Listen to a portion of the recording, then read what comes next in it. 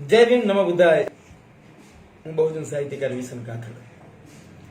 આજ આ વિડીયોનો હેતુ કોરોના વાયરસ વિશે તો આપ સોશિયલ મીડિયામાં એટલું કહેવામાં આવેલું છે કે એના વિશે તો આપ જાગૃત છો જ, અને સુરક્ષિત ના કેટલા પગલા હોઈ શકે એ બધી બાબતોથી આપ અવગત છો.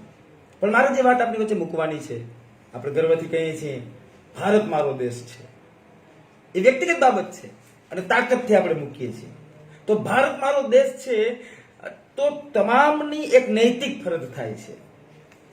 આજની જે પરિસ્થિતિ આપણે જોઈ રહ્યા છે તેમાં વ્યક્તિગત ભૂમિકાઓ અદા કરવાની, ભારત દેશને બચાવવા માટે તમારી વ્યક્તિગત ભૂમિકાઓ શું હોય એ સુનિશ્ચિત કરવાનો સમય એ આજનો સમય છે. ત્યારે અમે વિનંતી કરીએ છીએ કે ભારત દેશને ભારત દેશ બનાવી રાખવા માટે, આ જે સક્ષમતાથી આગળ વધી રહ્યા છીએ એ રફતારને જાળવી રાખવા માટે ઘણા પ્રયત્નો આ દેશના આજ નેતાઓ દ્વારા કરવામાં આવેલા છે અને તમામ પગલાઓ આવકાર્ય છે. ત્યારે અમારી ભલામણ છે, વ્યક્તિગત આ જિલ્લા એનસીડીસીએલના ડિસ્ટ્રિક્ટ પ્રોગ્રામ કોર્ડિનેટર વતી પણ હું એક હેલ્થનો કર્મચારી છું, એ માટે પણ મારે થોડી ભલામણો આપની વચ્ચે કરવી છે.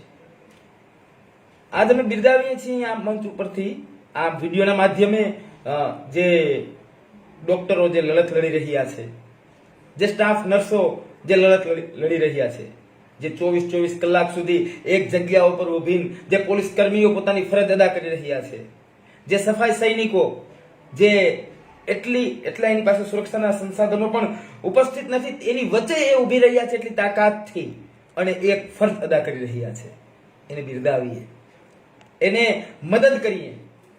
આપણે એની સાથે જીવા જોડી ન કરીએ. પોલીસ કર્મી 24 કલાકથી ઉભો હોય અને બીજા યુવાનોને તમારી ખાસ ભલામણ છે, કોઈ એરિયામાં પોલીસ આવે એટલે તમે દોડીને ઘરમાં વયા જાઓ અને ફરી પાછા પોલીસ ત્યાંથી વયા જાય એટલે પાછા બહાર આવીને તમે જે ગર્વ અનુભવી રહ્યા છો એ મૂર્ખતા છે. એમ કરવાથી કોઈ તમને કોઈ જાતનું એક તમારે સમજવું જોઈશે. આ તમામ ફરજ નૈતિકતાની જવાબદારી છે. બીજું, જે ટકનું કરીને ટકનું ખાતા મારા મજૂર વર્ગ, ખેત મજૂરો, તદુપરાંત જે નાના રોજગારી સાથે જે જોડાયેલા વ્યક્તિઓ હતા, તપાસ જો આપની આજુબાજુ કોઈની ઘરમાં ખાવાનું તો નથી ઘટી ગયું ને, એ પણ એક સક્ષમ માણસોની ફરજ છે. જો આપની બાજુમાં કોઈ ભૂખો સૂઈ ન જાય.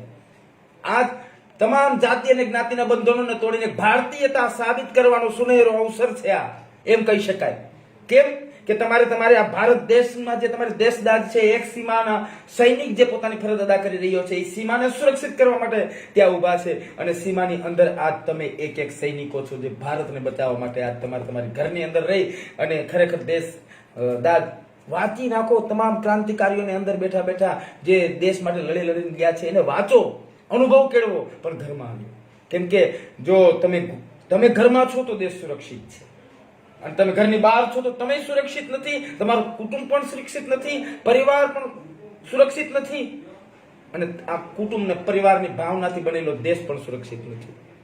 માટે આપ સૌને અમારી ભલામણ છે, જો આપ દેશને સુરક્ષિત ઈચ્છો છો તો તમારી જાતને સુરક્ષિત ઈચ્છો છો તો ઘરમાં રહ્યો, ઘરની અંદર રહેશો એટલે આપોઆપ 20 દિવસ જતા વાર નહીં લાગે. પણ આપ જો ઘરની અંદર જશો 20 દિવસ તો આ લોકડાઉનના માધ્યમથી ઘણો ફાયદો થશે અને આપણે પરિવારને પણ એટલો સમય આપી શકાશે. આજ કામકાજના માધ્યમે તમે દૂર સુધી છો. આ કોરોના વાયરસને કારણે એક છત નીચે આ તમામ પરિવારના જનો બેઠા છે. એકબીજાને પ્રેમ આપો, જૂના ભૂતકાળના દિવસો આરોગો, પણ ઘરમાં આવ્યો અને ખોટી કોઈ ગફલતમાં ન રહેશો. હું ફરી પણ એ જ કહેવા માંગુ છું કે કોરોના વિશે મારે કશું આપણે કહેવાનું નથી થતું, આપ જાણો છો. એટલા સારી રીતે મીડિયાની અંદર, સોશિયલ મીડિયાની અંદર આ બધી બાબતો પ્રકાશિત છે. માટે આજ સેકન્ડ સ્ટેજ ઉપરથી જઈ રહ્યા છીએ આપણે. થર્ડ સ્ટેજ હજી નથી આવ્યું.